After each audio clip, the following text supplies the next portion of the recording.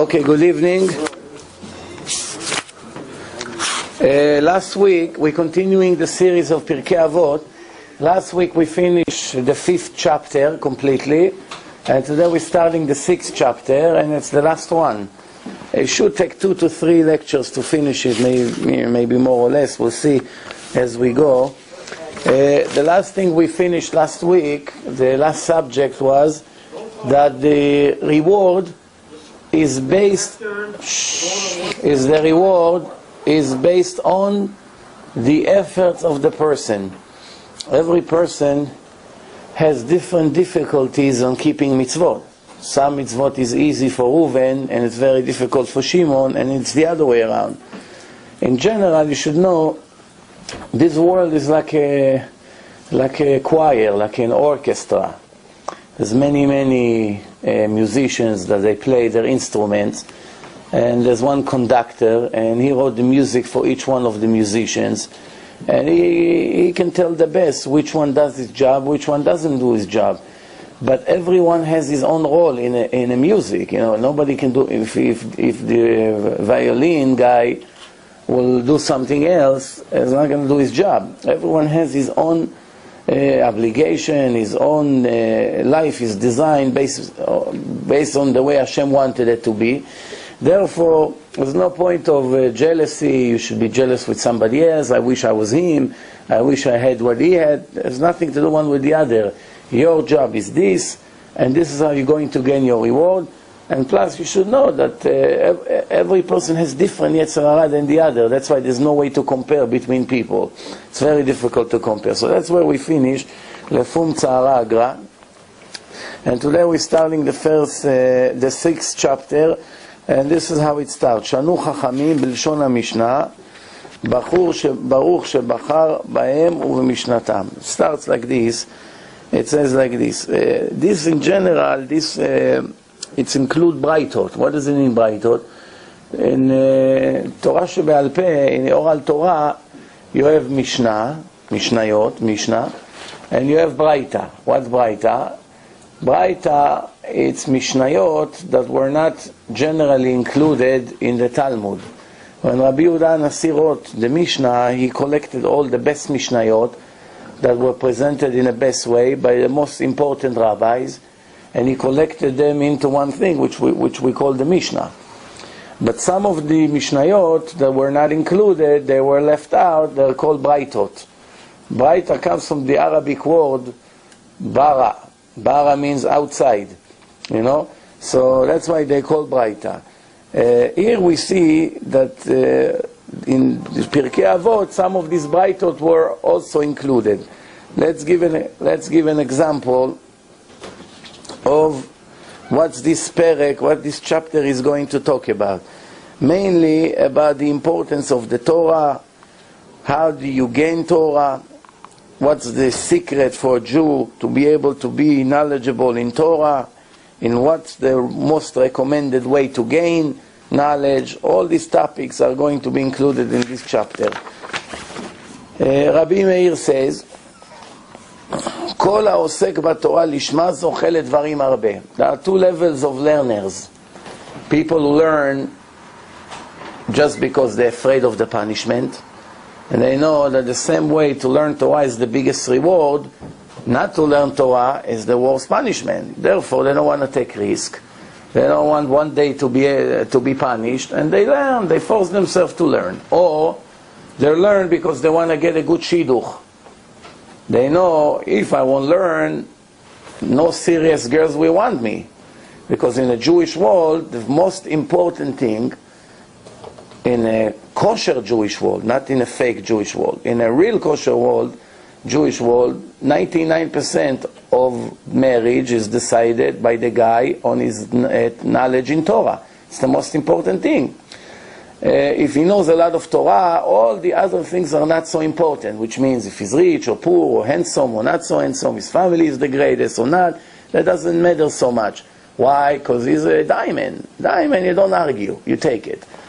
The problem begins when he doesn't have so much knowledge in Torah. Then you emphasize, you put your highlight on other things, who are his parents, and other things. One other thing is very important also, it's his manners, his midot, his traits. But usually, you can say easily that 90% of the time, someone who learns Torah for real, and his manners and his traits are usually very good. Because even if he was born with bad ones, eventually over the years, slowly he adjusted and he corrected all his bad traits and became a good person. There's always an exception to the rule, unfortunately. But if somebody learns Torah and stay corrupted, that means something is very fishy here. Either you're really not learning, or the traits were so bad that even though he learned Torah, he corrected some of it, but it was so bad to begin with that it still has a long way to go. One of the two. Like I said, bad traits and negative personality, it's like an infection. And the Torah is the antibiotic for the infection. If the infection is huge, you need a lot of antibiotics. There's nothing you can do for a longer period of time. So there are people who learn Torah to make money. They know one day I'm going to be a big chacham, I'll write books, everyone will buy my books.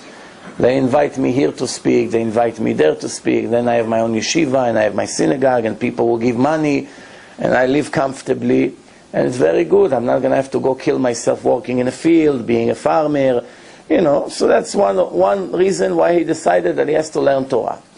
Some people learn Torah because they love it, they enjoy from it.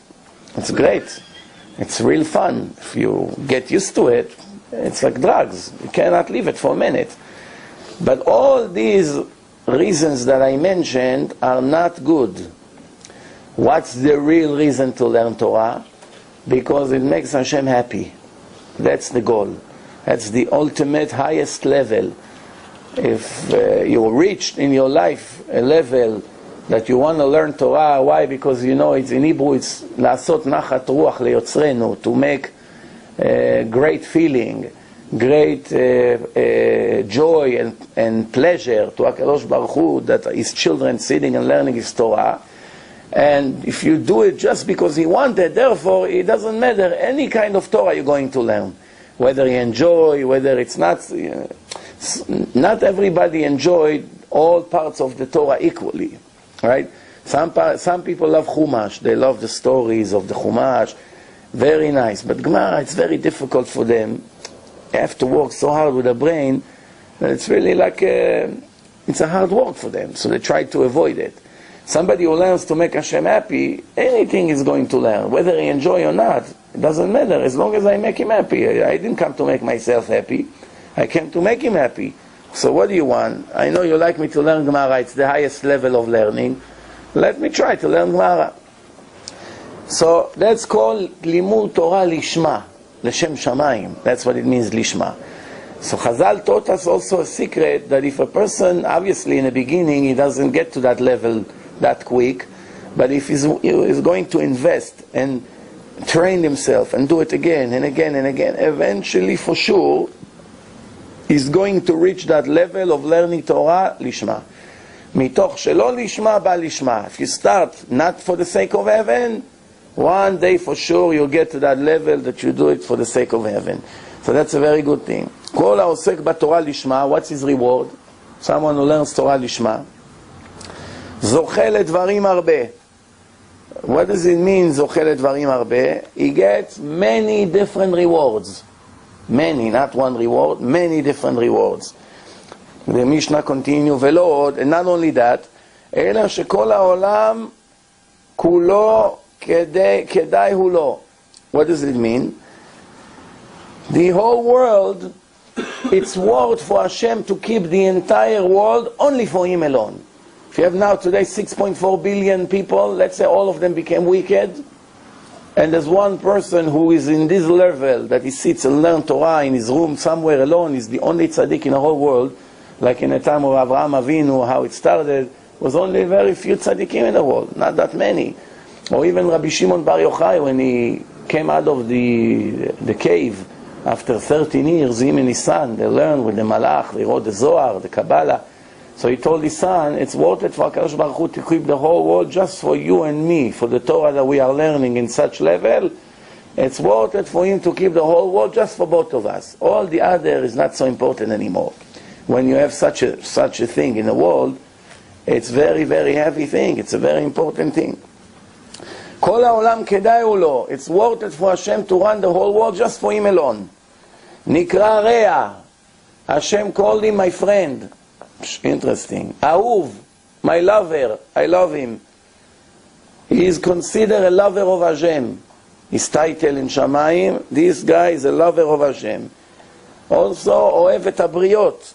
Not only he loves Hashem, he also loves all the people around him. Automatically. It's affecting him to such level that he's going to get to this level that he loves every person. He will show them the right way. He will bring them closer to Hashem, closer to the Torah. He makes Hashem very happy.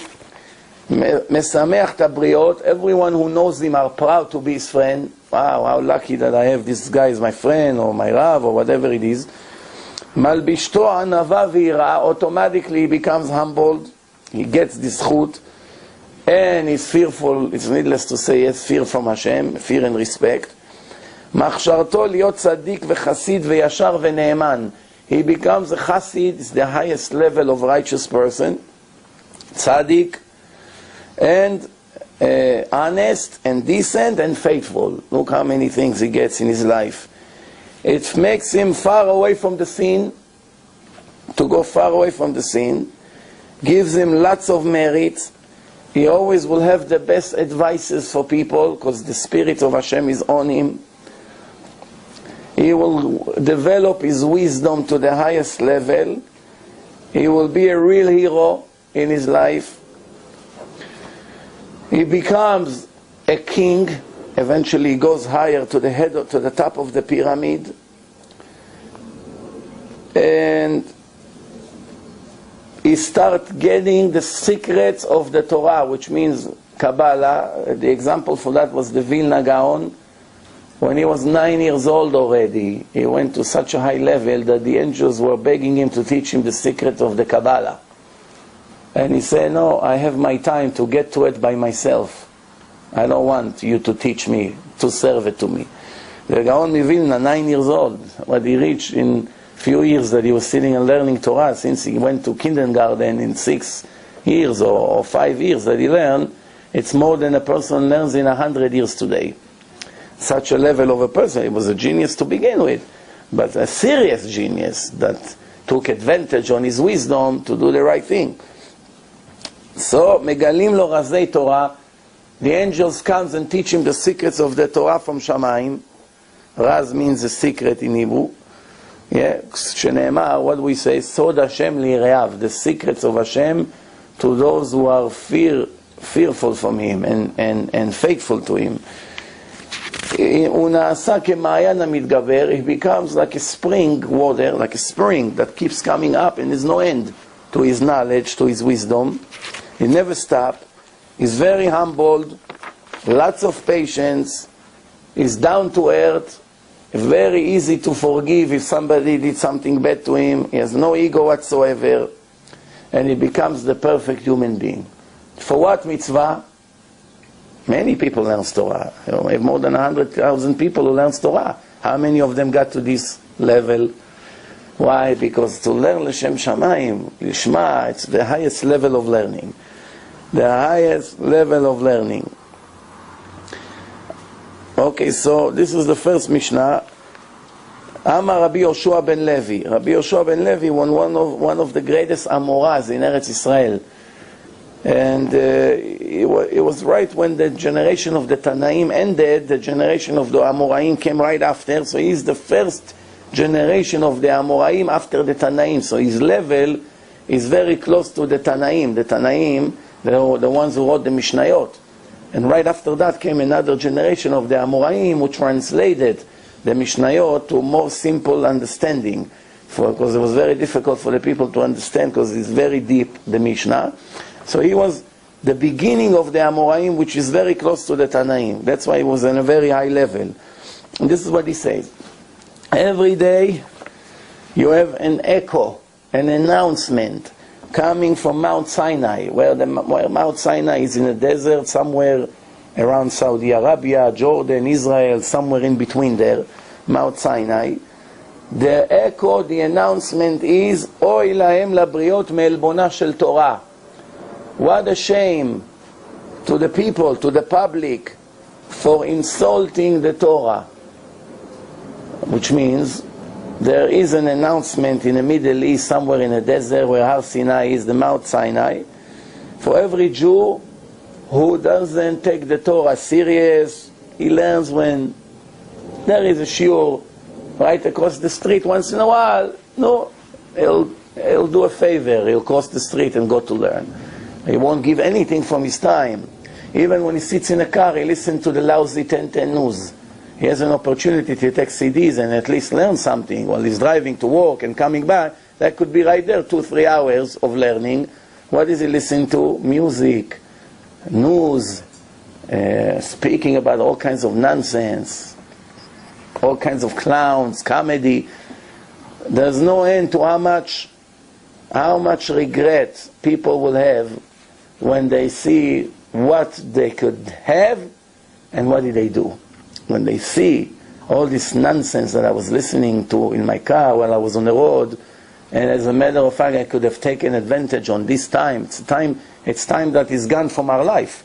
Every day 2-3 hours, people who drive, salespeople, lots on. I don't say that they have to make phone calls to make work, to make appointments. It's a different story. They're working. It's like sitting in the office. But in between, there's that time. How much a person can earn in this time? A treasure. But people act like fools. They don't take advantage on the time. So somebody like this, the announcement includes him in it. Oy lahem labriot. Oy lahem labriot. Bat call, what does it mean bat call? An echo, an announcement, but we don't hear it. If we're going to stand right now in Mount Sinai, we won't hear it. It's a spiritual announcement that falls directly from heaven. In a generation when the prophecy ended, the bat call started. Up to close to 2,000 years ago, Hashem still had prophets. Come to a prophet, he gives him a message, and he comes to the people and say the message. Once there's nobody deserved to be a prophet anymore, nobody, the prophecy is still coming down. The announcement is still coming down. Nobody gets it.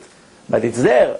So Rabbi Yoshua ben Levi teaching us this secret, that this bat call comes and basically to say how people, by not taking the Torah serious, actually insulting the Torah.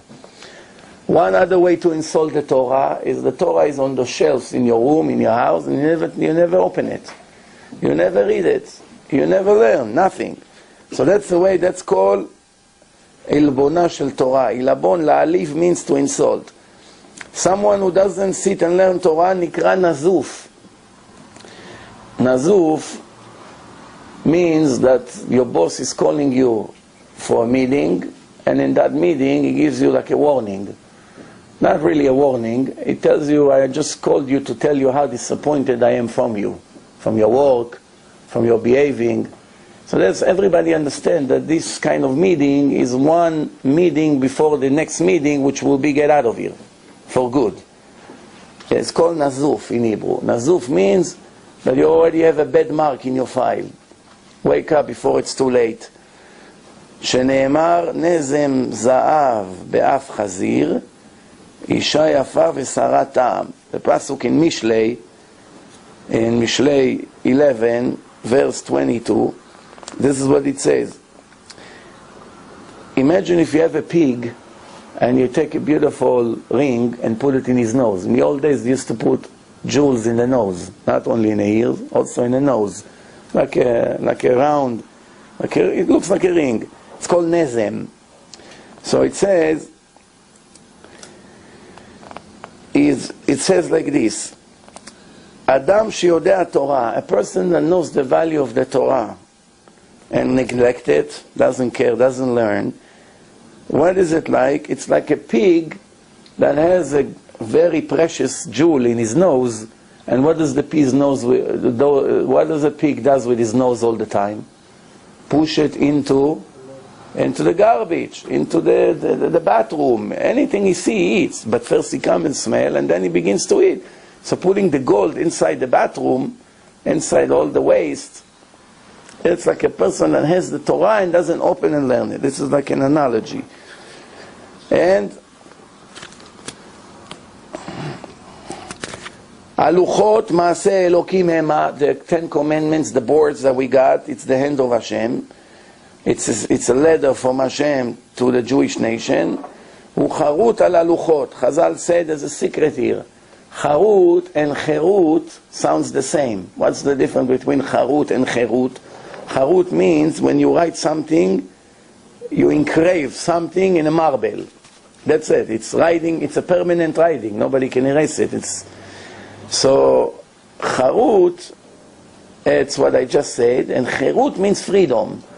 So the secret here, why they use this word, to hint to you that everyone who sits and learns Torah every day, he is a free person. He's not a slave of his desires and his evil inclination, because all of us almost are slaves and servants of our evil inclination.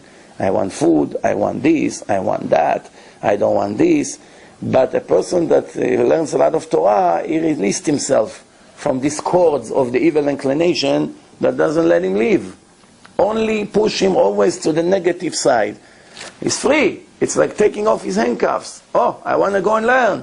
I want to go and do mitzvot. I want to wake up early in the morning to pray. I want to pray like a real Jew. All these things the Yetzer Hara doesn't let. Learning Torah release you from these cords and this kind of arrest that the evil inclination puts you in.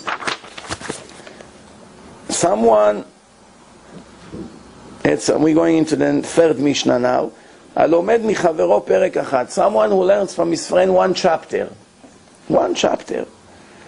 Or even one halacha. One law. He told him how to do netilat yadayim. He told him how to pray. He told him certain things about the holiday. It could be anything. Halacha. Even one verse from the Torah. He asked him, what does it mean, this verse? And he explained to him what it means. Even one word from the Torah. He asked him what this word means. And he told him the meaning. Even one letter. He told him why there is a vav here. Hashem could have written it without the vav. It would be the same meaning. He said, no, the vav come to teach you that there is an extra halacha here. That's it, that's all he told him. Right away, you are obligated to give him respect. You are obligated. What's the difference before he taught you that word to after? Before he taught you that word, you have to give respect to every person. But that's manners. It's not an obligation, it's manners. This is the way the world is. Right now, you are obligated. What is the difference is that if, in case you don't give him respect, your punishment is much worse than before. Before, not giving respect to people, obviously it's the wrong thing to do. But right now, it's already falling into ungratefulness. Why? Because he taught you one word of Torah. Needless to say, he taught you the whole Talmud. Or everything that you do is thanks to him. Then when you see him, you have to bow down to him. When he talks, you have to be quiet. When he needs help, you have to take a plane and run to help him, or anything like this. This is already the minimum that you owe him, because like the halacha says that if your father is in jail, and your rabbi is in jail, and there's money only to redeem one of them, your rabbi comes first. If you find the wallet of your father, or the wallet of your rabbi, you found them, who do you have to return first?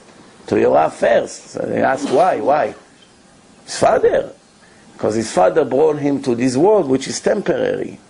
But his rabbi bringing him to life of eternity. It's a much higher level. He owes him a lot more to what he owes to his father.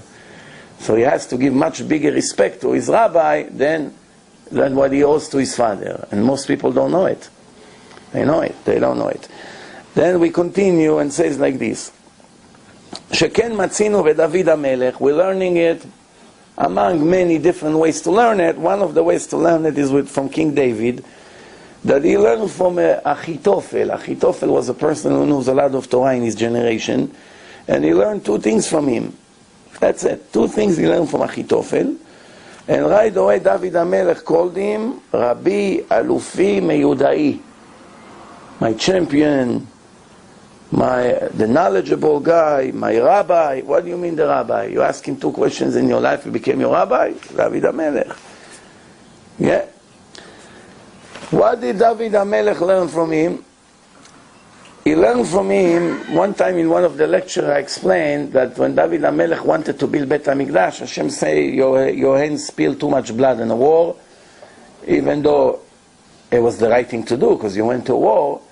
But since anyway you killed people, you cannot build my Bet HaMikdash. It has to be completely pure. So your son, Shlomo, will do it. So he asked, at least can I prepare the foundations? And Hashem said, yes, you can prepare the foundation to make the place. While he was preparing it, there was a big rock, and he wanted to move the rock, and people told him, be careful, if you move this rock, spring water starting to come, and they'll flood the entire city of Yerushalayim. You gotta be careful, it's a disaster. He didn't take them serious. He moved the rock, and the water started to come out, it's floods all over, and it's keep coming and coming. I didn't know what to do, he got very nervous. It's gonna be a disaster, it's gonna wipe out the whole city. So he asked, I want to write the name of Hashem, he says, 72 letters on a cloth, like a mezuzah. It's a special name, long name. Combination. I want to write it and throw it into the water. And I know it's going to bring all the water down, but the problem is, the name of Hashem will be erased. And it's a serious sin to erase the name of Hashem. So, am I allowed to do such a thing or not? So nobody answered. So he felt that this Achitophel knows the answer, but he doesn't want to say. Why? He wants people to rebel against King David, and he will take his place. Because he's a very big Chacham, he knows a lot of Torah. So it's natural that the people, he has a chance to take his place. So he's not saying anything. He's smart, but wicked also. And one of the people, the Gemara said, that in the end he lost his share to the world to come, even though he knew the whole Torah by heart. It didn't help him. He lost his share to the world to come. So anyway, he say David HaMelech knew that he knows. So he says, someone who knows the answer and doesn't come to tell me, I'm putting a curse on him. He got nervous when he knew he's a tzaddik. So right away he told him, yes, you can do it. Why? If a husband suspects his wife for being in a room with another man, after he warned her and she went and did it anyway, and he doesn't know if he can be with her anymore again, he doesn't know, so they have to go to the Kohen in Bet HaMikdash, and the Kohen writes the name of Hashem and puts it in a water, and the ink goes into the water, and she drinks the water. The Torah says, if she cheated, her wound explodes and she falls and dies immediately. And if she didn't, the people who made her bad reputation, they are going to pay the price. And the Kohen HaGadol gives her a blessing that all her children will be holy kids. And this blessing always comes through because it's the most important person in the world. So this is it. So he said, if to make peace between her husband and wife, Hashem agreed to erase his name, to save the whole country, it's needless to say, it's Kal Vachomer. You don't have to be a genius to know it. So right away he wrote the name, he threw it into the water, all the water came down, but they came down even lower than before. Too much. Now you have to bring them back up. He went too deep in the ground. That's when he made up the 15 Shir LaMa'alot that we have in Tehillim. Shir LaMa'alot, we have 15. Shir LaMa'alot, 15 chapters of Shir LaMa'alot. Every chapter he made with Ruach HaKodesh, with his prophecy, the water came up 1,000 amah, 500 yards. He came up from under the ground. He went so deep inside. It was coming higher and higher and higher until the water leveled. So he learned this halakha from him, and from that he was calling him my Rav, my rabbi. So this is just an example from one halakha how much respect you ought to give a person. Then the Mishnah continue. It says like this: Lekach ki lekach tov natati lachem torati al ta'azovu. Lekach means, if you have an analogy, a story, it comes to teach us a message. The message that you learn from the story, from what just happened, the lesson that you get out of it, it's called lekach. Lekach tov means a good lesson, a good message you learn from what I just told you. כי לקח טוב נתתי לכם, Hashem say, what is the lekach that I gave you? תורתי אל תעזובו. Do not leave my Torah. Don't leave my Torah. Stick to my Torah all the time. Thanks to that, everything you do going to be blessed. כי לקח טוב נתתי לכם, תורתי אל תעזובו. We're continuing, the next Mishnah, Mishnah 4. כך היא דרכה של תורה. This is the way of the Torah. This is a very famous classic Mishnah. Everybody used it in the yeshivot to show the students how much efforts you have to put in your life to be able to know Torah. And this is it. פת במלח תאכל. No sushi, no pizza, no Chinese, no ashpolo, no lamb, no this, no that. You want to be a Talmid Chacham? Get to a level that if they serve you every day a piece of hard bread with some salt, you are happy. Let me eat 2 minutes, not to waste time. Let me eat and go right back to my learning. Not that you have to live like this all your life. Don't get the wrong message. The Torah didn't force us to eat bread and salt all the time. Yeah? But if you get to that level, it should not make you upset. You feel comfortable with that, you're perfectly fine, which means you don't have desires like a crazy person, like 99% of the people out there, that the saliva is dripping when they see food, they're ready to kill for it. Like the best example is the weddings. I don't get to go to weddings almost ever, maybe once or twice a year. I don't have time for weddings, but the once or twice that I go, I always like to check what happened when they bring the dessert. And there's always somebody that sits next to me. I tell them, now you wait and see what's going to happen. People are dancing, people standing, they talking. As soon as the waiter opened the table of the dessert in a corner, I tell whoever sits by me, give it 2-3 minutes, you see how everybody goes to the wall there. I said, how do you know? So you wait and see. As soon as the cream cakes come, all these foods and coffee and whatever, like they never saw desserts. Everybody like a lion, ready to kill. And now people push. Excuse me, you try to get a plate from the right, from the left. Wait a minute, I was here first. Sometimes it's ended up with stabbing. Maybe the piece of meat that I'll get will be a little bit smaller. 2 people went to a meal. They were invited to somebody for rabbi, for Shabbos. One was what we call in Hebrew an ars. An ars means a low life. That's really the right word, a low life. And the other one was an academic, I don't know, like somebody from the college, supposedly has nice manners. So they're both sitting now. The rabbi gave food to his children, to his wife, and to the other guests. Now 2 pieces of chicken left in a plate. One big, one small. So they're both holding their fork, and they're looking at each other, who's going to take the big piece and who's going to take the small piece. So the gentleman is waiting for the ars to take first.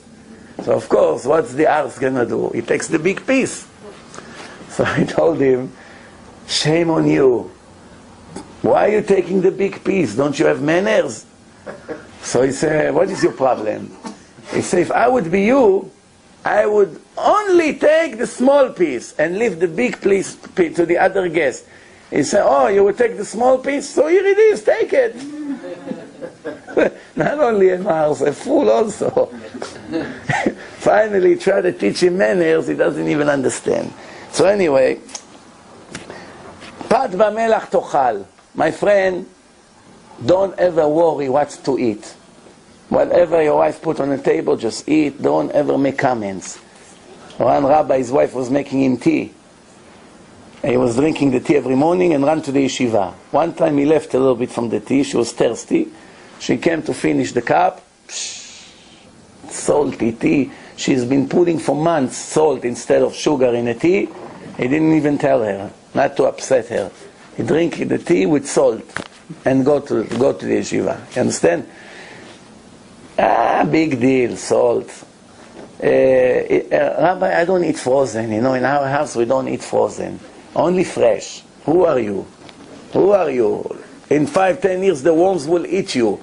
Where are you going to be? The worms, the snakes, They eat you for good breakfast, fresh, not frozen.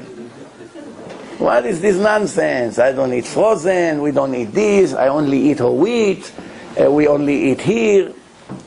We had a seminar this Shabbat. So, seminar, you give lectures, you serve nice food, everything is fine. So we had 2 American kids that just came with one of the visitors. They just joined there for the weekend. But they come from a very rich house. They couldn't eat anything. Nothing is organic. They don't eat this, they don't eat that. This one is not for them. They're waiting for this. Will they deserve this? Will they serve this? Will they serve? I see them all day. They're serving one dish after the other. They cannot eat anything. Their parents trained them in such a way that if you're not rich, you're finished. You're not going to be able to do anything. Because everything by them is special. We eat only this. We don't eat. If something left, goes to the garbage. It could be $1,000 value of a meat. Goes to the garbage. No problem. Why? I'm not freezing anything. We don't freeze. That's how it goes. Pad b'melach tochal. One of the biggest chachamim, I told you a few times in the past, his name was Rav Ben Zion Abba Shaul, the biggest Faradi rabbi in the world until 12 years ago when he passed away. You know what he was eating every day in the yeshiva? He didn't want to waste time, go home to sit and eat lunch, this. Take a piece of bread, dip it in a black coffee, and eat it. Once in a while, he had also a tomato with that. That's a treat. Bread from 3-4 days ago, he opens the bag, takes 2 pieces of bread, put them inside the coffee to make it a little bit softer. He eats it and eats some tomatoes. That's it, just not to starve. And all day sits and learn. Today, let's take my car and go eat lunch. Bachur Yeshiva is worried about where is he going to go for lunch. Like this, you'll never become a Talmid Chacham. That's a solid rule. If the food is a prime thing in your life, you live for it, you live to eat and not eat to live, don't expect to become somebody important. Why? You're on a level of an animal. The animals also come. You see the dog, when he comes to the garbage bags, he rips them, he moves his tail, the saliva is dripping, he tries from here, he tries from here, he tries from there, he moves his tail like he won the lottery. If you're like a dog, you're a dog. You cannot be a chacham, a holy person. It's either you are this or you are this. One of the things that prevent you from being holy is being addicted to food. I once went with a guy, he wanted to meet with me, he had a personal problem. So he said, let's meet in this restaurant, somewhere in Union Turnpike. There's a fancy big restaurant. It was late at night, quiet. So he wants to meet with me. So I went there, I saw him already waiting in a table. I sit there, he ordered steak. 5 or 6 times, he sent the waiter back and forth with his steak. First, it wasn't cooked enough. Then it was overcooked when he brought it back. So make me a new steak. Then he asked for the black pepper, so he brought him a regular black pepper. He said, no, I don't want this. I want the one that you grind. Maybe 5 6. I couldn't help it anymore. I said, what's with you now? This is like the most important thing in your life, the steak. Just eat the steak and finish. It's only anyway 30 seconds of pleasure. What is it? How long you enjoy from it? Just push it into the stomach and get it over with. No. You know how people sometimes 3 hours prepare the meal. Putting flowers, putting this, bringing that, making all kinds. What for? Soon it's going to be in a bathroom, in the garbage. Ma? פת במלח תאכל ומים במסורה תשתה. Mesora means a little bit water, it's also fine. Nothing special, no cranberry juice and orange juice and this cola and that thing. I don't care about this thing. I have a little water to survive, it's good enough. No, what else? Al haaretz tishan. You're ready to sleep on the floor, even there's no mattress.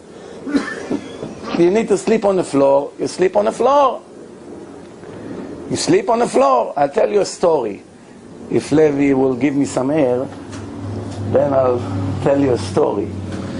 Today there's a strike, Levi, a little wind. ברוך אתה אדוני, העולם שהכל נהיה בדברו. After speaking non-stop in a weekend, my voice is not back to normal yet. In hotel in New Jersey. Okay, so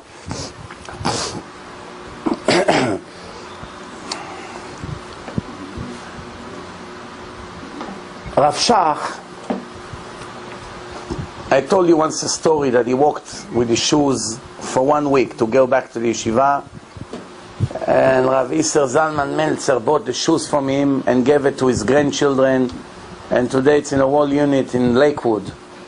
Those legendary shoes that he walked a week to come to learn Torah, and then he became Rav Shach, the head of the religious world all over the world, the biggest rabbi in the world.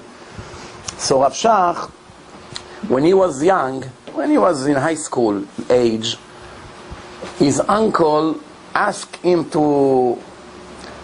he sent him a letter. He said that he's very old, he doesn't have kids, and he wants him to come, that he will teach him how to run the factory. His uncle had a big factory, and he wants him to be in charge, because he's getting old, he's not going to be able to work there forever, so obviously he's going to be very rich. You come to the factory, you become the boss. We'll teach you the job, you have all the employees, you're set for life, your uncle.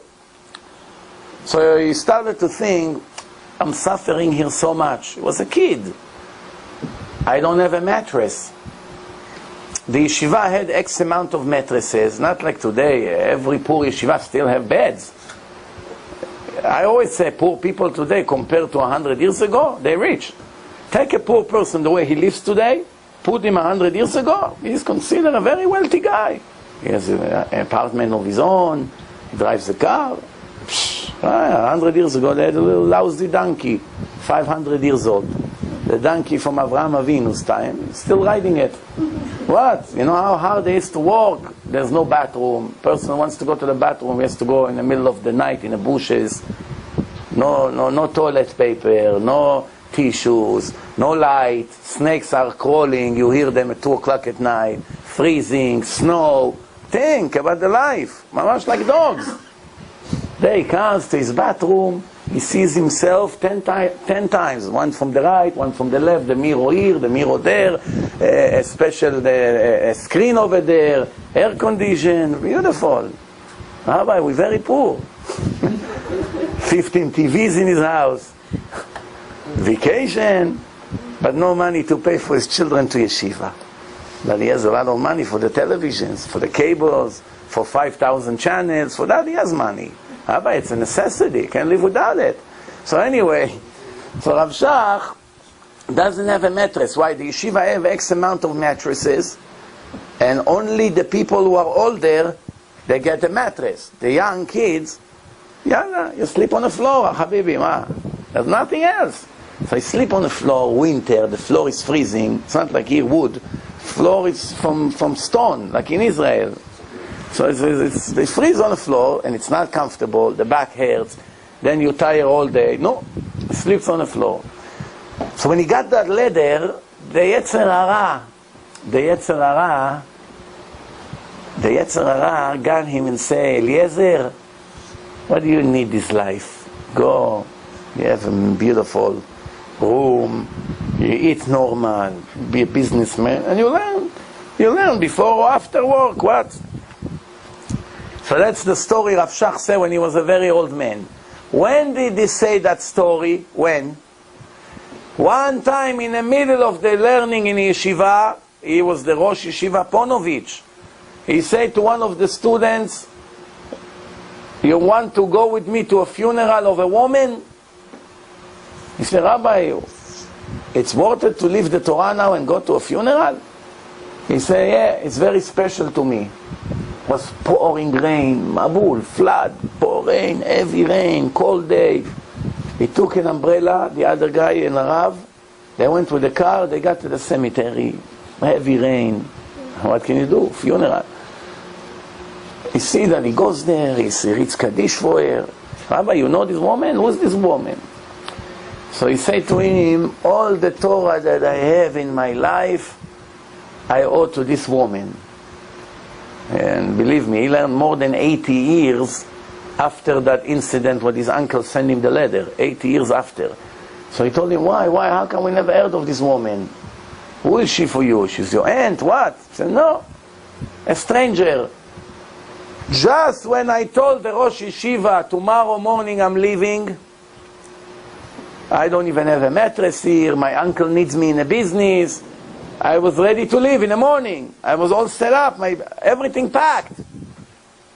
Before I went to sleep the last night in the yeshiva, this woman came carrying a mattress, and she showed up to the yeshiva, and she said, my husband died, and I have an extra mattress.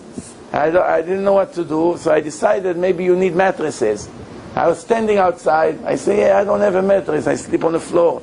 So she said, here, you can have the mattress. So when I put the mattress in, I slept so well that night, that in the morning I changed my mind. And I said, what reason I have to go now? I finally have a mattress. What kid appreciate that he have a mattress? They take it for granted. Mattress, big deal. A mattress was a treasure. He had the mattress, he stayed in yeshiva, the rest is history. He put up thousands of students, they're all big rabbis today. This woman got lucky.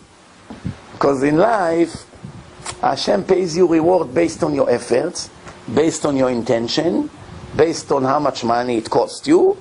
But the main thing is based on what came out of your mitzvah. That's why you have to be very smart to know where to give your tzedakah to who. Sometimes you give your tzedakah to a huge organization, nothing comes out of it. It goes to this, and it goes to here, and it goes to there, and it goes to the building, and to the cleaning guys, and to the this, to the electric. In the end, none of it comes to the cause. One Goy king had a war in Europe. Two countries are fighting. So he called all his advisors, among them one Jew, a religious Jew. And he said, I don't understand. What's going on in our treasury? We don't have money to buy a weapon to finish the war. We're losing the war because we don't have money. What's going on with the taxes? How come we so broke? So everybody gave an idea, tax more, tax this. So the Jews say, Your Majesty, there's a reason for it. So he said, what's the reason? He was afraid to say it clearly. So he said, I'm going to tell you what's the reason. He asked the waiter, can you bring me a bowl of ice? So the waiter brings ice. So the Jew take a piece of ice, and now they're all sitting in a circle. The king sit there, and the Jew sit in the other side, and now the Jew say, Your Majesty, I'm giving you the ice, okay? So he tells the other advisor, here, take the ice, pass it to your friend, pass it to his friend, like a chain, until it gets to the hand of the king. So the Jew puts it in the eye of this guy, in the hand of this guy. He gave it to the next one. And then by the time he got to the king, it was a little tiny piece. It melted in his hand, nothing left. So the Jew said to the king, you got the point? So the king said, I got the point. The next day they started a clear investigation. They found that all these advisors are stealing.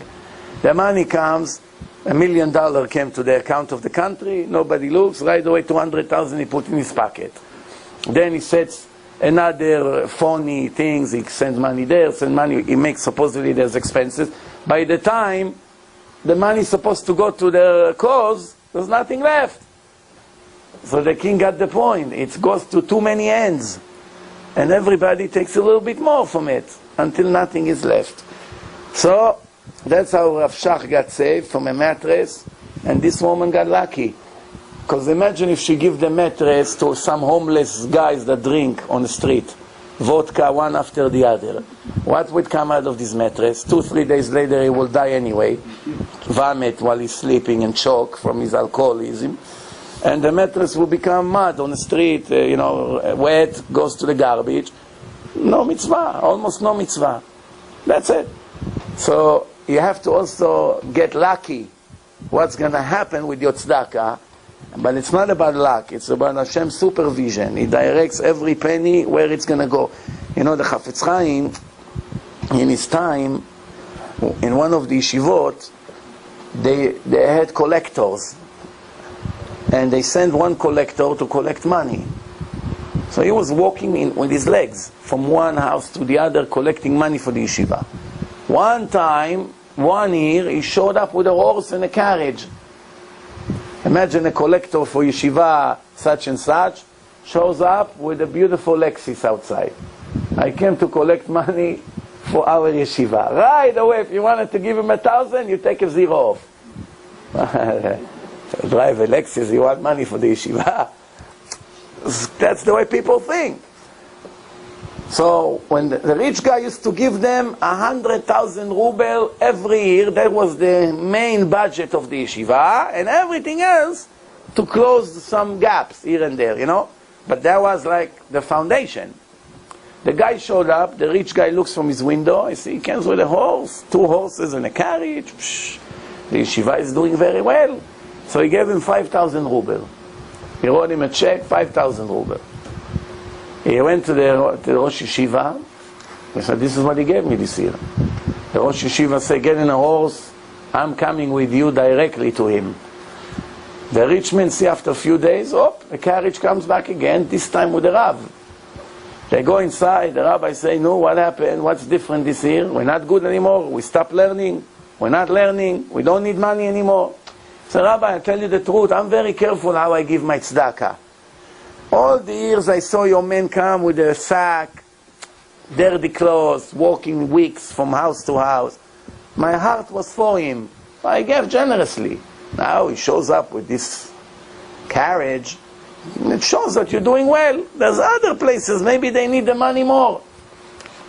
So the Rabbi told him, in Bet HaMikdash, everybody gave machatzit shekel. Everyone, the rich, the poor, they collected all the coins.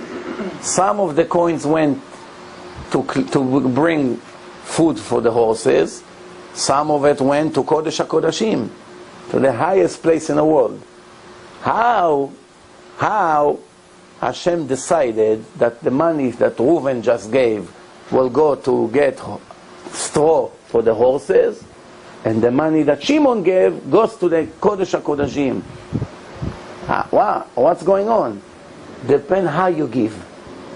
If you give because you really care and you want to help and it bothers you, so you give it with all your heart and you want to see results, Hashem directs your money to the right people.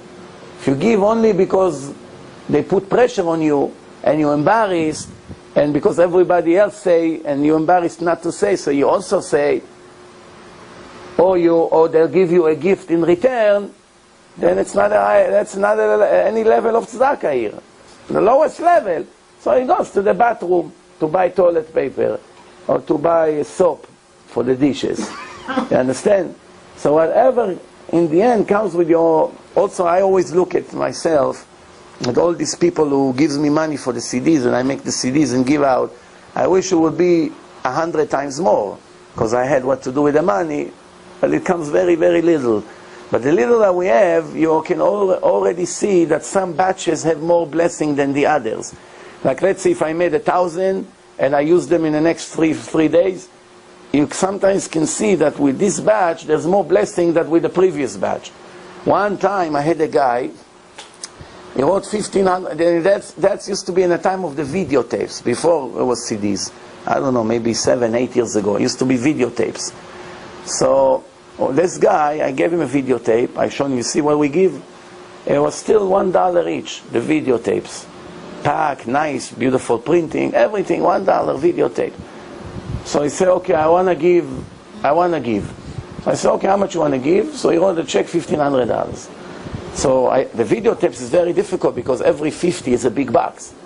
With a box like this, you can put 2,000 CDs today.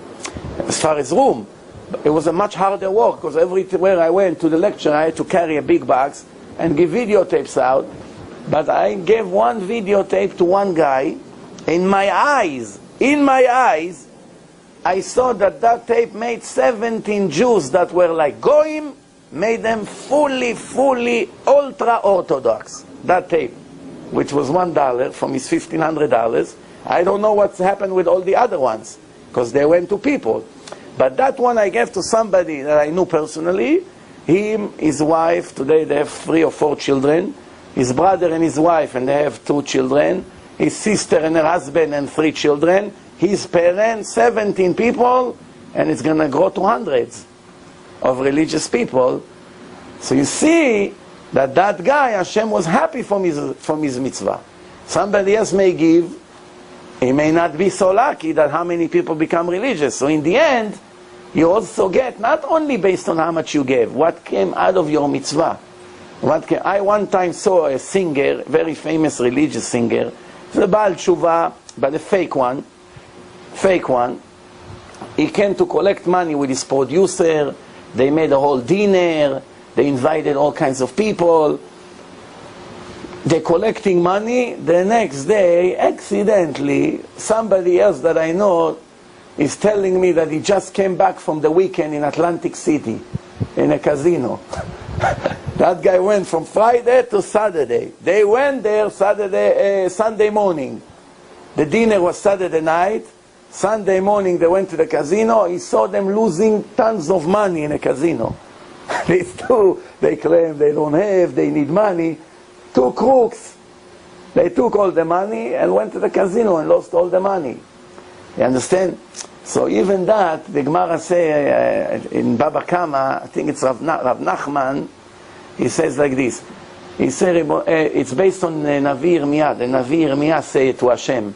The prophet Yirmiyah, Jeremiah, he said to Hashem, Hashem, I'm begging you, if a person that doesn't deserve, is not worthy of giving tzedakah, he doesn't give it with good heart, he has narrow eyes, stingy, he's arrogant, after he gives, he continues to talk Lashon Hara, why I gave. People like this, finally, when they decide to give, I'm begging you, send them a crook to take away their tzedakah. Believe me, if the prophet asks Hashem, I promise you this is what happened. Guarantee. Why? What do you think? You're doing somebody a favor? You're doing yourself a favor. You're not doing anybody a favor. Hashem said, finally you agree to give after so many beggings and trying and calling. What is this? Okay, so now you want to give? Okay, Mr. Crook number 1, Mr. Crook number 2, go to the street, number 19, 3rd floor, apartment number 5, go over there, somebody wants to give. That's how it goes, I promise you, 100%. So then continue. It says like this. So you sleep on the floor, v'chaye tzar tichyeh. Get ready to live life full of suffering. Never complain. It's good for you, don't worry. Ubatorah ta'amel. You kill yourself on the Torah. That's all you care about. You don't care about business, weather, sport, shows, singers, CDs, cars, vacation, Pesach in Miami, Shavuot in Puerto Rico, Rosh Hashanah in Cancun. Forget about this phony religious life. It's not real religion. You get close to Hashem, you don't want to go to these places. What do you think? I promise you, you give me a free vacation in any place you can think of.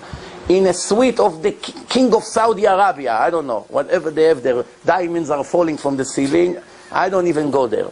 I went to Boca Raton, I made a Shabbaton there, and they put me in the house of a very, very rich guy. Very, very successful guy. You can see by his lifestyle right away that he's a not millionaire, for sure billionaire.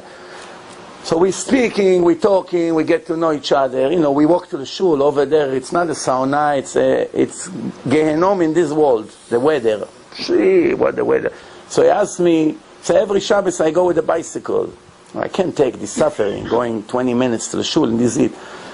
Slowly, I convinced him that walk with me, don't let me walk alone. You know, I don't know the direction, nothing. So he didn't have a choice. So we walked together. Baruch Hashem, Hashem had mercy on us. All of a sudden, breeze started to come. So he said, I never had breeze here all this time. I go with the bicycle, it's killing here. So we walk. So in the middle, he's telling me, why don't you relax a little bit? You kill yourself. Because I told him I just come from here and I go next, we're there. I'm telling him about the activity a little bit. Why don't you relax? Take a week off. Go on vacations. I started to laugh. So he said, oh, why are you laughing? I say, 16 years I didn't go on vacation. Now I'm going to go on vacation. 16 years you don't go on vacation? Because this is the guy who every 2-3 weeks goes on vacation. So he said, 16 years, you don't know? Man, your wife still married to you? 16 years? I say, no, for us it's a punishment vacation. He said, what are you talking about? Let me treat you, please. I have my captain of my yacht. Take you and your wife. He'll take you in my boat to the Bahamas, to here. He's telling me all kinds of islands. I don't know. You're going to have the best month of your life. You'll be on a boat. I'll take you anywhere you want. Food on me. I pay everything. I even fly you here and I fly you back. He's telling me. I say, no. For me it's better. It's better you help the CDs. Donate some money for the CDs that we can give it to these guys. For me it's better than vacation. To give me vacation, he has the merit. Right? It's no mitzvah. What mitzvah is this vacation? I sit on a boat like a fool and look at the birds. What mitzvah you have here? But to save souls, Hashem say, wait a minute. He has to deserve it. Not everybody gets this merit. I don't want to tell you the rest of the story. We'll keep it with a question mark. You know? So, you understand the point here or no? Pleasure. Yeah, so this is how it goes. Pleasure, the Yetzer Hara push you to give. But for other things, forget about it. So what is the Mishnah saying? It says like this. It says like this. B'Torah ta'amel, you put all your efforts in the learning, ve'im ata oseh ken, and if you are living according to the list that I just said, ashrecha ve'tov lach, you are a very lucky person, and you have the real ultimate good. Ashrecha ba'olam hazeh, ashrecha ba'olam hazeh, you're lucky in this world, u'tov lach la'olam haba, and the real good is waiting for you to the world to come. Never request any honor to yourself. Never be jealous with the honors of your friends. Just focus on your learning. Don't ever be jealous with the kings. The kings, not just a wealthy guy from across the street or your uncle. No. Don't ever be jealous with the kings, because your table is much greater than their table. Their table have fish eggs, caviar, beautiful red wine. Rabbi, this bottle I bought it, special red wine, $1,500 a bottle. I got 20 of them. Who cares? Drink it 2 minutes, it's over. Why are you getting so excited? Can I show you? I'm a collector of watches. Open the safe, 15 watches, each watch 50,000 and up. Souls are sleeping inside the safe. Souls are dead over there. Take it, make something with that. Once in a while, when I go to here, I put that watch. And I go, he thinks like he's a model or something. So Hashem say, wait a minute, my friend. You jealous with the kings? The table that you have is an eternal table. It's forever. He is only here 10, 20 years and it's over. Don't ever be jealous with their crown. The crown of the king, you know, the crowns, they have special rubies and all kinds of things. Because your crown is much greater than theirs. The keter of the Torah is greater than the keter of the king. It's better than the crown of the Kohen, even the Kohen Gadol, because you have Torah. It's better, even if Chas v'Shalom you are a mamzer, an illegitimate boy, that you cannot marry anybody besides somebody that he has the same status like you, but you gain so much knowledge in Torah, automatically you are higher than the king, higher than the Kohen Gadol, higher than anyone, the prime minister, the president, the head of the FBI. They're all like mud compared to you. Why? Because Hashem said, your crown is greater than them, and Hashem is faithful to pay your reward. We're starting the 5th Mishnah. This is exactly what I just said. Gdola Torah yoter min ha'keuna u'min ha'malchut. There are 3 different glories. How do you gain glory? To become an important Kohen. They dress you with this beautiful outfit, the choshen, special hat, you know, special things, gold. Everybody sees you. It's very nice. Who do you think those Pope with all their parades there in the Vatican are trying to imitate? They try to imitate what used to be in the Bet HaMikdash. What do you think? They learn, they read the same thing what we read, and they try to pretend that they are the same. You understand the point or no? But the Torah says like this. There are crown of the Kohanim, there's a crown of the king. Three glorious things. Torah, Keuna u'Malchut. Gdola Torah yoter min ha'Keuna u'min ha'Malchut. Torah is greater than Kohanim and greater from the kingdom. Why? The Torah is bought with 30 advantages. There are 30 things that get you need to go until you gain Torah knowledge. To be a Kohen, 24. I'm sorry. To become a king, 30 advantages you need. A Kohen, 24, and Torah, 48. 48, so it's the highest thing. What is it? Talmud, efforts, Shmiat HaOzen, paying attention to every word, cannot miss any word. If you miss in a shiur one word, sometimes you get the whole thing opposite. Yeah? No, we're not talking about here that we're jumping from one subject to another. So if you miss one Mishnah, you still have 4. It's a different story. If a Rav give a shiur in a Gemara in Yeshiva, it's like building a building. If one thing you didn't understand, you don't understand the rest of the shiur. It's like a complicated movie, Lehavdil. If you turn your face for 10 seconds from the screen, and few things were said, then you may get the whole picture wrong. Why? It's very complicated, it's all connected. So, you have to listen to every word. Arichat Sfatayim, you have to continue to repeat it 101 times if you want to remember it for good.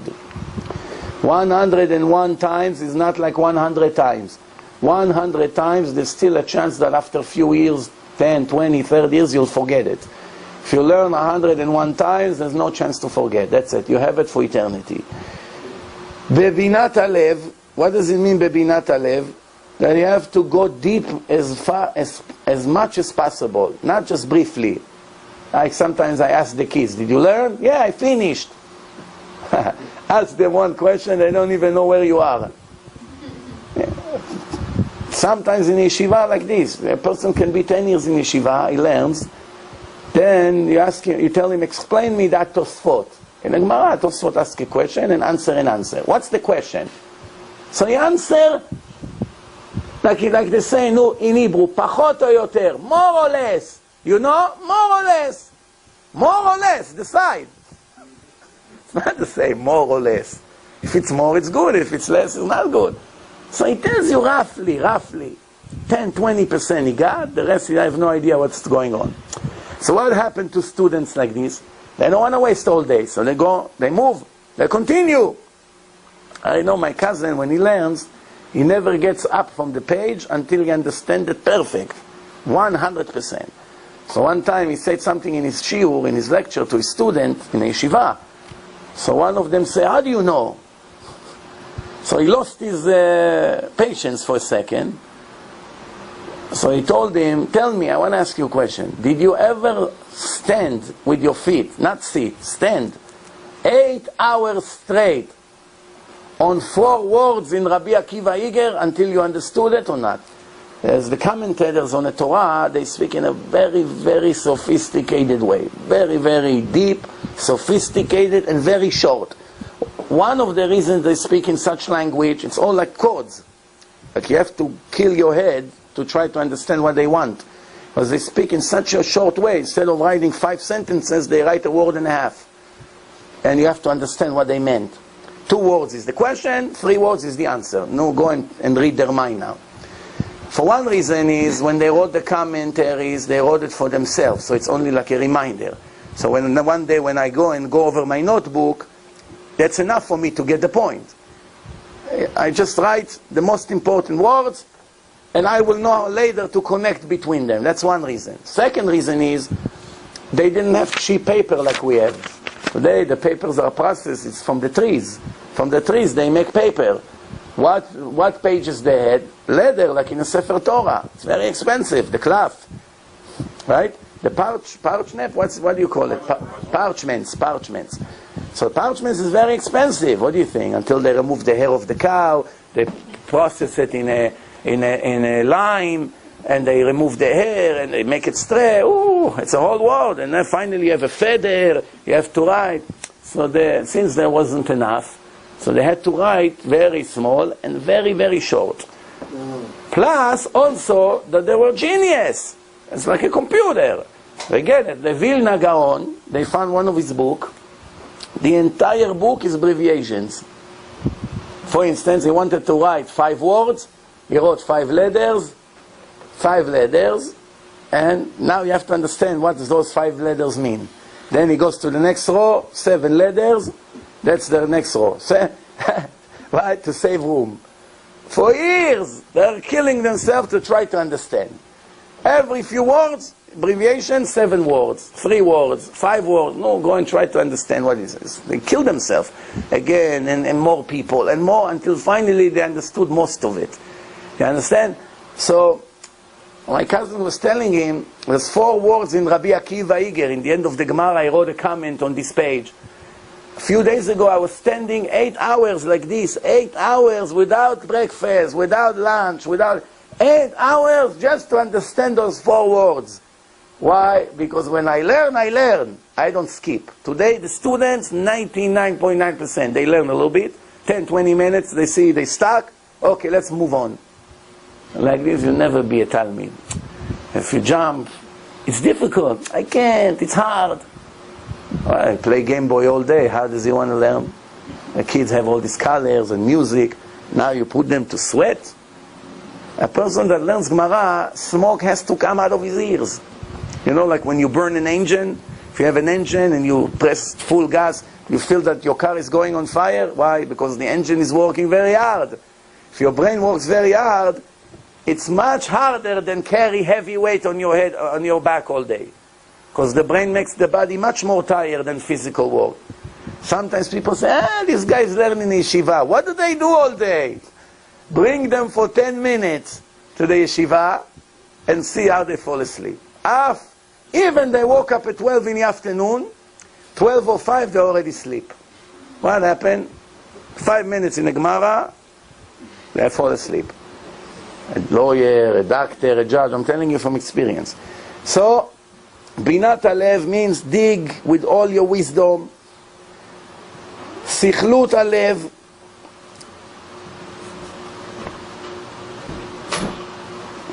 paying attention to all the small details. Ema, fear, when you learn, it's not history or math. Math you can learn with your cigarette or with your pipe or eating a sandwich while you're learning math. You learn Torah, you have to feel like you're sitting in front of Hashem and Hashem is answering and asking you questions. With Ema, Anava, down to earth. If you have big ego, you'll never be a Talmid Chacham, a good scholar. Ego destroyed everything in life, definitely the learning. With happiness, not with depression. Rabbi, I'm not in a mood today. What happened? I lost $100 yesterday. I can learn. Shimush Chachamim, not only you respect Chachamim, the sages, the big rabbis, you are helping them, you attach yourself to them. Rabbi, what do you need? You need help? I have few guys, every day they call. You need me to do something? You need me to do something? Can I help you with the computer? Can I help you with this? Why they do it? Because they want to make these words of this Mishnah. It's not the same when you learn Torah from the books or when you attach to somebody who lives like the books. Which means, if you want to be a doctor, and you go to the best medical school, and you learn all the medical books by heart, but you never worked, you never made your stage anywhere in a hospital or by a doctor, you only know from the books. Can you operate on a patient? You kill him for sure. For sure. You become a hitman, not a doctor. Call you on a... Somebody like me, that never went to medical school, I can be 2-3 months with a doctor in a surgery room, and I'll be able to make an operation. Not only me, each one of you. If you're a little bit talented with your hands and you get the point, you'll be able to make surgeries. Do you know that many doctors in America and in Israel and in other countries, they live in the middle of the surgery room and they let the nurse do some of the things that they're not supposed to? Once in a while you hear about it because something went wrong. But 99% of the time, nothing goes wrong. The doctor goes, he smokes, he speaks on the phone, he comes back after 2 hours, the operation is done. Why? My assistant did it for hundreds of times with me. Slowly, every day, he makes another minute of the surgery. So here, do here, cut here. That's how it is. When I was in Canada, there was one dentist over there. So I went to his office. We put mezuzot there. So he told me, 3 months you're with me here in the office, you know exactly to do what I know how to do. Everything, to pull teeth, root canal, whatever. In 3 months I teach you everything. No? What do you think? And that's what I've been saying for always. All these school things is all waste of time. The real way to learn is to attach you to somebody who knows the job. You're being attached to him, and then you come to a test, they see that you know what you're doing, and they have to give you a diploma, and that's it. But they want you to go to college for 6-7 years, because the government needs billions of dollars, you know. They need money, and the colleges need money. It's all a corrupted system to get all the money from the people. That's why they are the richest institution. Every college don't even know how much money they have, you know. And that's why it's amazing, because just with Madoff, some colleges lost hundreds of millions of dollars. And I wonder to myself, if they were able to lose more than $100 million each by Madoff, just imagine how much they have. But with tuition, no discount. Apply here, apply there, try there, go to your uncle, speak to Obama, maybe he'll send you something. No discounts. All right, anyway, so Shimush Chachamim means when you are attached yourself to a person, you become like him. For good and for bad. If he's a criminal, a month later you'll also be a murderer. Because you attach yourself to him. The first time you saw him killing someone, you got nervous. Second time you got nervous. Third time you got, fourth time you begin to like it. Oh, what a nice way to make money. You understand? So, בדקדוק חברים. What does it mean, דקדוק חברים? You have to be careful who you're learning with. Who are your friends that you sit and learn with? People who likes to talk about ha and da. They have a lot of interesting things to say while you're learning, or they serious. When you learn, you don't talk anything besides Torah. Sometimes you have people in yeshiva, as soon as they sit to learn, they learn 10 minutes, they begin. Oh, you know what happened yesterday? I was driving here. All of a sudden you find yourself from 8 or 10 hours that you were sitting in yeshiva, maybe an hour and a half you learned today. What happened to the rest of the time? You cheer him up for his depression, for his Shlom Bayit problems. The election in Israel took place, so you wanted to know who's the new prime minister, and who lost, and what happened here, and what time they will say. And then, at the end of the day, what did you learn today? 1 page. Why? Your Chevruta is not serious, so he drag you down. דקדוק חברים. פלפול התלמידים. פלפול תלמידים means questions and answers. Don't be shy. Attack. Attack and also know what to answer. To sharp your brain. ביישוב המקרא. What does it mean ביישוב המקרא? That when you learn, you're not busy with anything else in the middle. You מיושב. You focus. מיעוט שינה. You sleep very little. Very little. Rabbi, I can't think today. Why? I only slept 10 hours last night. Usually I sleep 14 hours, but you know, today the neighbor made noise, so it's hard for me. What can I do? I need to sleep 10 hours. Every minute that you sleep longer than 6 hours makes you more tired. Remember this. Up to 6 hours, your brain settled, all the information recorded in the subconscious, everything is fine, you got it. The more you sleep, the more heavy your head become. You see? Sleep 12 hours one time, and when you get up, you see that you can hardly open your eyes. It's all burning, you need cold water, an hour later, you need another cup of coffee, you have headache, you need to Advil, 10-15 minutes to get rest. You know? Some people, when they want to wake up their kids to the shul, if the davening is at 7 in the morning, they have to wake them up at 4. Why? It takes them 3 hours to put a pair of pants, a shirt, 2 shoes and socks. Why? 45 minutes to find the shirt. Even though you told them for 1,500 times, prepare the shirt before you fall asleep. Because 5 in the morning it's hard to look for search for a shirt. But it will never help. Then the pants, he cannot find his belt, he doesn't want these pants. No, what are you going to do? You have to find him a new place. So this is Effendi, he's going to come with his pants. It's not comfortable. Socks. What's going on? No, he wants these shoes. I don't like these shoes. Where are you going to? A fashion show? You're going to the shul to daven. I don't like these shoes.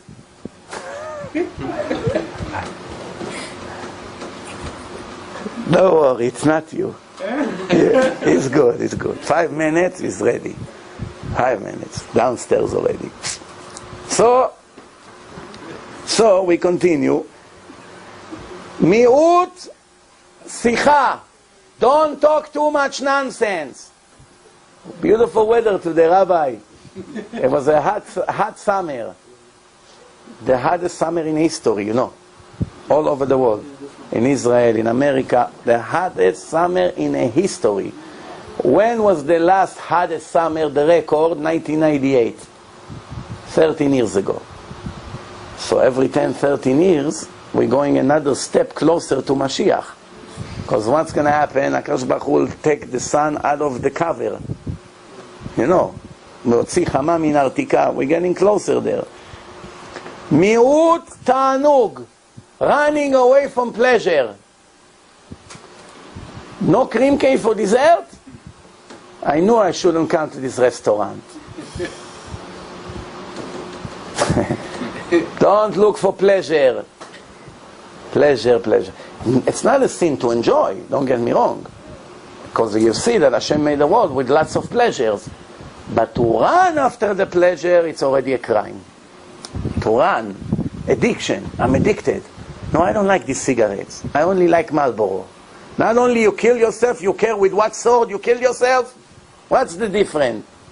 If you kill yourself with a silver sword or with a gold sword? So,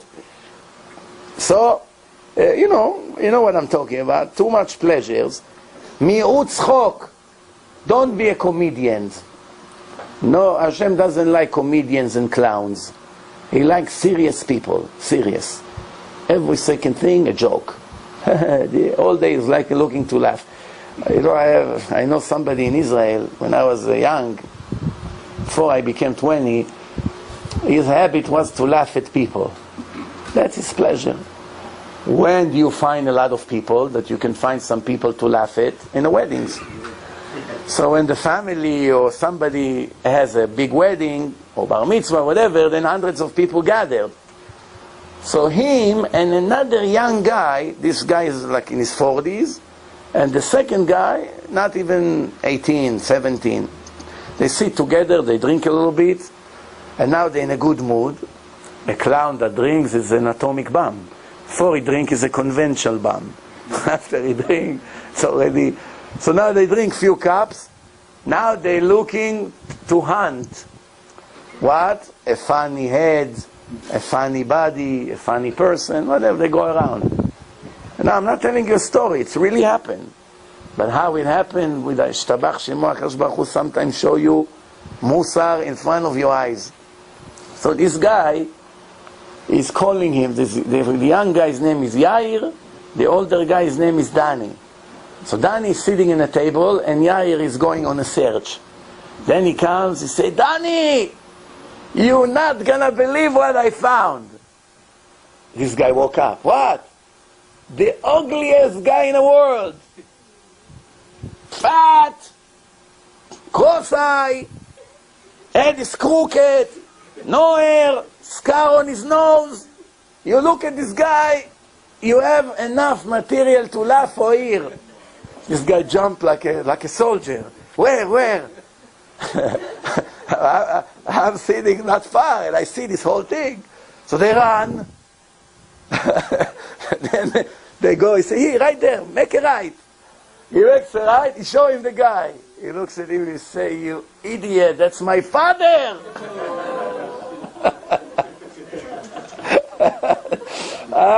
He didn't know that it's his father, that older person. So HaKadosh Baruch Hu killed 2 birds with 1 stone. That guy got ashamed for making fun of his father, and he got what he deserved. Do you think it opened their eyes to stop doing what they do? No. 2 minutes later, they look to search for somebody else. They don't get the point. Not jokes, comedies, this. Enough with this. Mi'ut derech eretz. What does it mean, mi'ut derech eretz? Business. Too many hours at work. All kinds of things like this. You know, he's busy here, volunteering in a hospital, going to watch the dead bodies, volunteer to give food to the poor people, and he's thinking, I'm the most righteous person in the world. For ordinary people who don't learn Torah, of course, it's very important to do these things. But somebody who wants to be a giant scholar, don't have time for this. It's like burning $1 to make a penny. Going to wash a dead body, it's a nice mitzvah. But it takes an hour, and this hour you can do 60,000 mitzvot of learning Torah. What do you compare, right? Giving food to a poor family for Shabbat, very nice mitzvah. You drive with your car, you take the box, you put it by the door, you knock, you run back to the car, you go back to your home, half an hour. Very nice, they have what to eat. And plus it costs you maybe $100 or $200. Very nice. Not for somebody who wants to be giant. There's no time for this. Sometimes the Yetzer Hara, the evil inclination, the Satan, is fooling us by offering us a replacement mitzvah. Remember, for the secular people, they're not interested to do mitzvot. So you just drag them into hell easily. Why? They're busy with doing all kinds of crimes all day. Eating pork, this, Shabbat, Mechalelim, driving. So he's trying to get them to the war scene. But people who wants to make mitzvot, they don't want to make sins. So it's very difficult. If a person is on the way to learn, his friend is waiting in a shul, they set up 2 o'clock until 4, they sit and learn. How is the Satan's going to make him not learn? He's already on the way with the Gemara in his hand. What's going to happen? A pregnant woman screams from the window, Moshe, do you have 5 minutes for me? What? I need to go give birth and my husband is not home. Can you give me a ride to the hospital? Of course, come, let me help you. You have a bag. He runs, he's excited, he goes to the hospital, 3 hours, Mazal Tov. He comes back home, he lost 2 hours of learning Torah, he made 1 mitzvah, lost 120,000. Satan is smoking his cigar, happy, what a fool. That's exactly how it works. It's getting better. 2 people who sit and learn Torah. One is facing the street, one is facing the room. The one who's facing the street, see if there's an emergency, he's the first one to see. So the Gemara brings an example. He saw somebody is drowning in a lake. So the one with the back cannot see. His back is to the window. But the one with his face to the window, he saw somebody screaming, so he got up, he closed the Gemara, he ran, he jumped into the lake, and he saved the life of a person. If you ask people, what do you think, who got luckier today? Who made a bigger mitzvah? Everybody will say, this guy got to save a life. Wow, what an achievement. How lucky you are. Wow, I'm jealous. But in reality, he got punished. He had to do what he had to do. That's the rule. He had to go and save him or her. But in reality, he lost. Because if he would continue for another 10 minutes to sit and learn Torah, he would earn a lot more than doing what he did. Because Torah is the highest level. Torah and saving souls, the highest 2 things. Everything else, it's like a mud compared to a diamond. Anything else, anything. Helping the shul, opening a shul, helping here, helping the poor. All these beautiful things that everybody runs after. Buying aliyot, donating Sefer Torah every week, Achnasat Sefer Torah. It's like a mud compared to a diamond, compared to saving souls and supporting directly learning of Torah. Those 2 are the highest things, with the highest profit. But saving souls is even greater than Torah. Why? Torah, you benefit as long as they learn. You supported them for 1 hour, you have whatever mitzvot that he learned, it goes to you also. But once you close the book, it's over. Saving souls, it's an investment for eternity. Why? It's like a snowball. All you have to do is make 1 guy religious. 2, it's even better. It's like 2 pyramids. So every mitzvah he's going to do ever for the rest of his life goes to you. And his children and grandchildren and grandchildren until the end of the world. And not only that, if he will make somebody religious, then whatever that person does also goes to your account. And if both of them got married and have 10 children each, So now you have 22 soldiers who provide you profit. And 5 years later, it can be 1,000 people. You know, on my way here, I listened to a tape of Rav Levinstein, so he told a story. What's the story? The story is, one guy is working in a big factory in Israel. The size of the factory is bigger than Home Depot. Very big place, build fires, chimneys. One of these big factories in Israel. So they used to pray mincha. There's a lot of religious people working there, at least 30, 40 workers. So at lunch break, they have enough time to eat and to go pray 15 minutes mincha. In the summer, mincha, you cannot pray too early, so the lunchtime falls too short. So they have to pray mincha in the evening when they finish to work. So they eat now, so now they had 20 minutes extra. So they say, one guy asked his friend, what do you do in these 20 minutes that we're not davening now? He said, I'm sitting and learning Mishnayot. I have my Mishnayot book. 20 minutes a day I learn Mishnayot. So he said, why don't we learn together? He said, okay, but you know, I work in one side of the factory and you work all the way in the end. So he said, okay, no problem. We'll meet right in the middle. We'll meet in the middle in that room. It's right in the middle. Okay. So now they come, they learn in the middle. They sit outside on a bench and learn. So another religious guy walked by. He said, what are you doing? He said, we're learning every day 20 minutes. Can I join you? Yeah. Slowly, slowly, they had already 20 people after a week. Everyone who passed by. Now, when the not religious people see religious people learn Torah, those with a good heart wake up. Wow, interesting. I heard it. He stands over there 5 minutes. He hears something nice. Tomorrow he heard another thing. So they started to join also. They put a kippah, they sit and learn. They're not religious people. That's the story. Few years later, this one of these workers, the one who started that, the first one who was learning, he retired already, and he went to some wedding or something, and then he see a guy comes and say, oh, nice, how are you? I missed you. He looks at him, he didn't recognize him. I'm sorry, forgive me, I don't remember you. He said, oh, you probably don't recognize me with a beard and this. He said, yeah, you look familiar, who are you? So I used to learn with you Mishnayot. We used to work together in the same factory. He said, yeah. He said, but the good thing is that I wasn't even religious. And I joined you and you were teaching us Mishnayot. You were the teacher. And then I became religious. I made my wife religious. And all my kids are young, so they all now be religious. So my whole family is religious thanks to your shiur Mishnayot. This guy is the lucky.